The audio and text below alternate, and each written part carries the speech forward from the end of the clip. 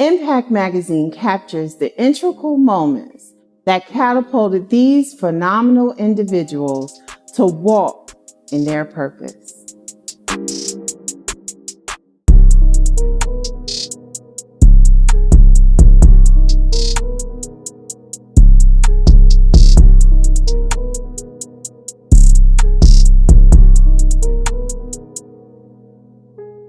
I was a lover of fashion since a little girl. I've always been into, clothes, models. I used to look at magazines all the time and just look at the celebrities and just be like, man, they look so good. It wasn't until I got older in age when I thought, okay, I could probably do this as a career, but I've always been a lover of fashion. I knew I was going to become a stylist when I moved to Atlanta. Because in Mississippi, you have some people that's like, okay, girl, do your thing. But here, it was going to test. It was going to see, were you going to be a talker or was I going to be, a doer? And I decided I was going to do, and I'm doing. Polyvore, of course, now, 2 years, is no longer there because the mother company, Oath, sold it. But before, it was an interactive app that I used to create my style boards on my Instagram. And it was just my way of saying if I was a size 6 or 2, because at the time, high fashion brands really weren't expanding their sizes. But if I was that size, this is how I would dress. It impacted my brand in such a way where I didn't necessarily have to hire a photographer. I didn't have to hire models. I could just simply do the looks and upload it in less than 5 minutes. So something innovative way before its time, because now everything's virtual. But just imagine 10 years ago when it first started, people were like, what is this? What's going on? But it allowed me to showcase my work without having to do additionals and not having the funds to do it. So I started the apparel line back in 2016 for about 2 months. It literally was probably maybe like 30 sales. It wasn't much, but I got discouraged the first time. So I revisited the idea back in 2017. And I think my first few orders may have been like 30 or 40 orders, very small. But at that point, I was like, let me just try something different. Let me just go back to me loving it versus looking for a profit. And so in the beginning, I think I did under like 30,000 the first year. The second year, I made my first 6 figures. I knew that they would love my styling. Did not know they would like the apparel that I would come with, because at the time was just t-shirts, it was just hoodies, it was just sweatshirts. But when I started to see the women wearing my apparel and everything in between, I said, I actually have something on me. And it has honestly made me want to put styling down and put my field into doing clothing. So I am excited about the future for that. When I can look at a woman who's gone through a divorce, who's gained weight, who may have gone through postpartum depression after having a baby, and they say, I just don't feel pretty.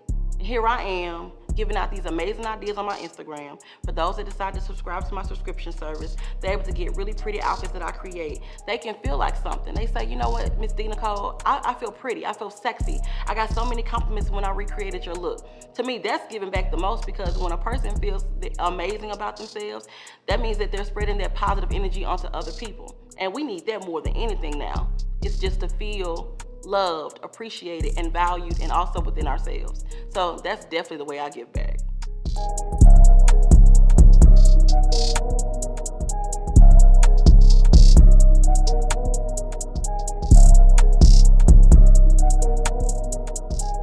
I know for some people, they think about the different celebs they work with or influencers. Mine is actually measured on the level of how happy I am when I wake up in the morning. I'm not forced to do this. This is something I want to do every single day. I don't feel like when I wake up in the morning that my life lacks purpose. I get to style, I get to make people look pretty, and I also am able to serve a clientele that love to wear my apparel. That's the biggest accomplishment of it all, is just knowing that I'm doing something not necessarily for the money, even though, yes, making $1 in this particular economy is the best, but I have fulfillment. I'm happy. When it comes down to giving advice, I always just tell people, just do it. Just like the Nike sign, just do it. Don't listen to everybody. I remember a classmate of mine from my Jackson State told me I would never invest in your t-shirt brand. Like, it just sounds like a high risk. Everybody and their mama got a t-shirt line. If I would have listened to them, I wouldn't have gotten nothing. So I tell anybody, if you believe that this is what you're supposed to do and you have the gift and the talent, just do it. Read as much literature as possible, ask as many questions as possible. But at the end of the day, the sole decision is based on yourself. How bad do you want it?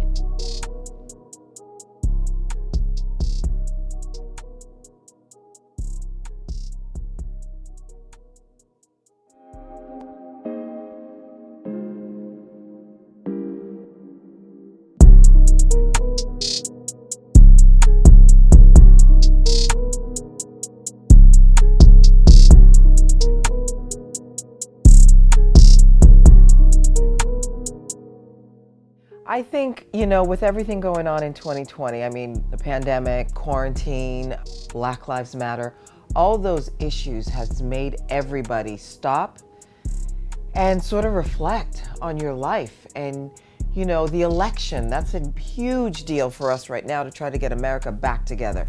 I think anytime you have all those things, the biggest thing is faith. I feel like faith is something that you always have with you, that you can choose to have, right? And I think anytime you do that, you have to know that things are going to get better. The good times don't last forever. The bad times don't last forever. That's my point. And I think we have to remember that. And we have to find little things in life that make you happy, that give you joy, whether it's spending time with your family, whether it's taking a bath, taking a walk, so you can have a little bit of solitude and peace within you. I think for me this year, when everything shut down, it was really hard for me. There were days that I was down, I was sad, I was angry, I didn't know what to do with myself because I'm always so busy. And to have everything stop, you can't go out, you can't do this, that I had to sort of reflect and pivot. We've all had to pivot this year to figure out what we're gonna do for work, for money, for kids. I want my kids in school. I want my kids doing their sports and seeing their friends. So I think anytime when things happen like this, we all have to take a moment and go, first of all, what's our priority? What's the most important thing? Health, family, love.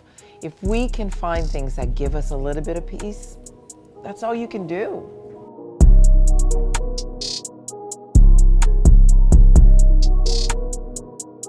Having faith is everything. Faith gives you the opportunity to go, it's gonna get better. It's gonna get better. We just have to hold on a little bit.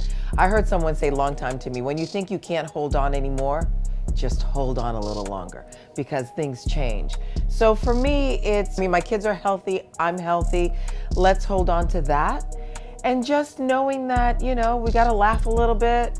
We have to, do whatever, these little things that make us happy. I know for me, D-Nice, Club Quarantine saved me. I mean, I think, just everybody getting on Instagram and listening to his music and being able to connect.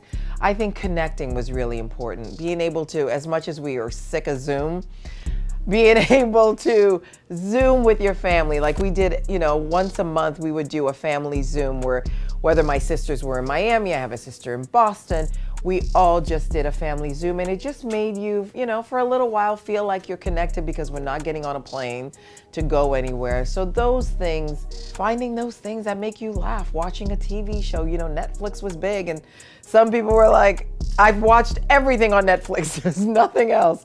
But I think we all have to find those little things. I, would go for walks in the morning. Sometimes I would drag my kids and they'd be rolling their eyes, they don't want to go. But other times I would just go by myself because it just made me feel like better and a little bit of normalcy, just being able to walk and go outside. I started my podcast, Going to Bed with Garcelle, during quarantine. I had to have my 11-year-old help me with the equipment because I didn't know what to do. And he's a techie and he's like, Mom, I'm going to charge you because this is my work. Doing that during quarantine, and that's a way of pivoting. I was like, what can I do so that I can still stay creative during this time? So that was really helpful. And then the reel just came from the sky and landed on my lap. I mean, I obviously tested for it with a bunch of other women, but I am having a ball. It's what I've always wanted to do. I'm doing it from home, so the commute is really, the commute is great, but it's been really fun. The girls are awesome, and we're talking about, we're talking about relationships, we're talking about the election, we're talking about Black Lives Matter. A lot of things that I think people can tune in for and feel like they're connecting with us. What centers me is staying true to who I am, knowing that it's gonna be okay. God has us. I feel like friends and family, I'll call, we'll FaceTime, we'll laugh, we'll say, okay, no more news, turn off CNN for a moment, and just connect and laugh and tell stories. Remember when? Or we tell stories about how am I gonna date during Corona? Trying to figure that out. So just finding little things that, we can laugh about. Remember when we used to go out and we took it for granted? Remember going to a restaurant and, being upset that you have to wait in line? What we would do now to sit in a restaurant and, being able to just hug a friend. I hug my kids all the time because there's nobody else to hug. We can't do those things, like shaking someone's hand, just little things. Like even if you go to a market and you see someone and you're smiling, they don't even know if you're smiling because we all have masks on. So just trying to make the lemonade out of what we're getting right now. But I really hope, if nothing else, I think the corona quarantine has really made everyone more woke, more aware, and I think seeing the horrific death of George Floyd has made people who normally wouldn't be paying attention are paying attention. And I think for that reason, this is why this had to happen. If somebody would have told me when we were shooting the original that 30 years later we'd be back, no one would believe that. You'd be like, what are you smoking? Like, what's going on?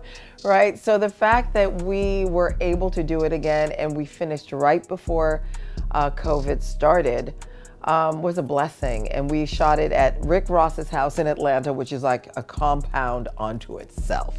I've never seen a house like this before. And then we got to shoot at Tyler Perry's studio, which again, amazing that this man was able to do what he's been able to do. Even on the highway, before you get off the highway in Atlanta, it says Tyler Perry Studios. And it's just incredible. I think being a part of, coming to America that's iconic, that people love so much, so many people come up to me and goes, that's my favorite movie, and to be not only involved in it, but to be able to have the blessings and be able to be in the sequel is everything. And everybody's back, Eddie Arsenio, Sherry Headley, Vanessa Bell Calloway. It really is phenomenal. And I'm excited for the world to see it. And Ruth Carter, the amazing Ruth Carter, wardrobe costume legend, did an amazing job. And what's interesting is when, she did Black Panther, which was huge onto its own. And then for her to do Coming to America 2, and the two look totally different. She's just amazing. I think what I have learned, and I hope other people have learned, is that this pivot was for a reason. This sort of like reassessing your life, what's important to you. You get to reprioritize what's important. I think we all took it for granted. We're all busy doing this, doing that, and not really connecting to one another. I think families are now more bonded because you've spent so much time with them. And I think it's just back to basics. What's really important in life? It's not so much about the material stuff. I always say this, at the end of the day, on your deathbed, are you gonna say, I wish I had worked more, or I wish I had spent more time with my family? I wish I had lived more. I wish I had laughed more. I wish I had done the things that you really wanna do. Do a job that you love so it's not a job. You're happy to wake up in the morning. That's what I tell my kids all the time, do something you love so it's not a job, it's not a chore.